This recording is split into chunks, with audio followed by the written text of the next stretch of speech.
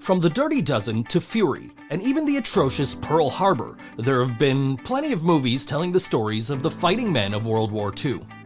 The keyword there being men, as there are not many stories circulating around about the fighting women of the war effort. Today, I'm aiming to change that.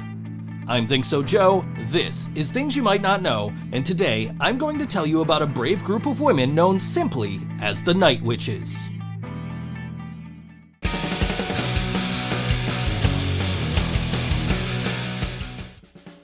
During the early portions of World War II, before the United States made their presence in Europe known, one of the biggest countries fighting back the Nazis was Russia, or as it was less fondly known back then, the USSR.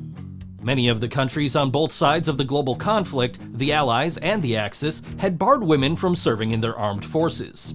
The countries that did allow women to serve relegated them mostly to clerical or nursing duties away from the action.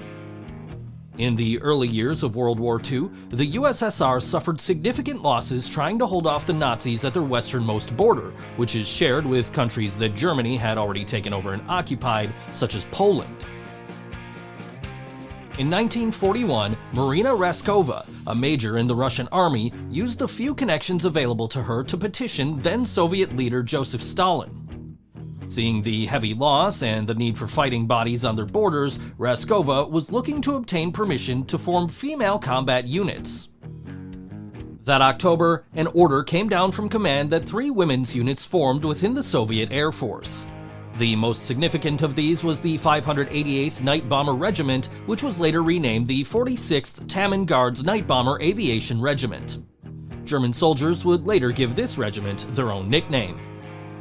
From the beginning of engagements in 1942, all the way to the end of the war, the regiment flew harassment and precision bombing missions against the German military. Flying all of their sorties, or attacks made from a defensive position, they used a technique that involved idling their engine near the target and gliding to the bomb release point. This left Nazi soldiers on the ground with only wind noise left to reveal their presence, which I can imagine was next to impossible, unless of course you have the oral sensitivity of Daredevil. The soldiers who could hear the incoming bombers equated the sound to those of flying broomsticks, and thus gave the pilots the nickname the Night Witches.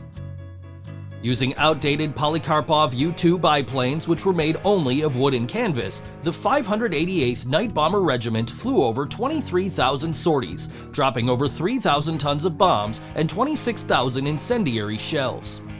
Because of how heavy their payload was and how low the planes had to fly to hit their targets, the Night Witches did not carry any parachutes until at least 1944.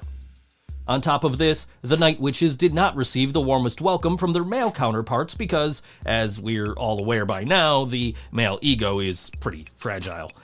This led to the female fighters receiving hand-me-down uniforms and oversized shoes, as well as more primitive versions of standard field tools such as flashlights.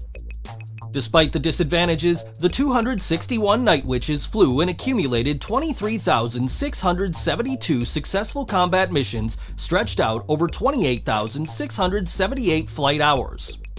During these sorties, they damaged or destroyed 17 river crossings, 9 railways, 2 railway stations, 26 warehouses, 12 fuel depots, 176 armored cars, 86 firing points, and 11 searchlights. In addition to this, they performed 155 supply drops of food and ammunition to Soviet forces on the ground. Of the 261 personnel in the 88th Night Bomber Regiment, 23 were awarded the title of Hero of the Soviet Union, the highest honor a Soviet soldier could receive at the time. One of these recipients was 30-year-old Senior Lieutenant Irina Sabrova, who was recognized for her first 825 bombing missions.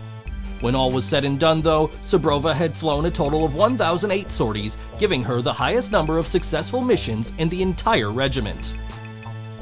Although there have been several attempts to tell the story of the Night Witches through various forms of media, including a hilarious drunk history episode with Emily Deschanel playing Marina Raskova, we have yet to see this story properly told on the big screen.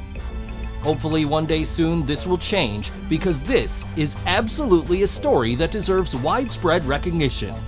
Just please don't let Michael Bay anywhere near it, please? Hey everybody, thank you so much for watching Things You Might Not Know. If you enjoyed today's video, please leave a like and a comment down below. Subscribe to the channel if you haven't already, and hit that bell icon so you get notified every time I post a new video. You can follow me on Facebook, Twitter, and Instagram, and you can see a playlist of Things You Might Not Know videos over here. Thanks again for watching, and I'll see you next time.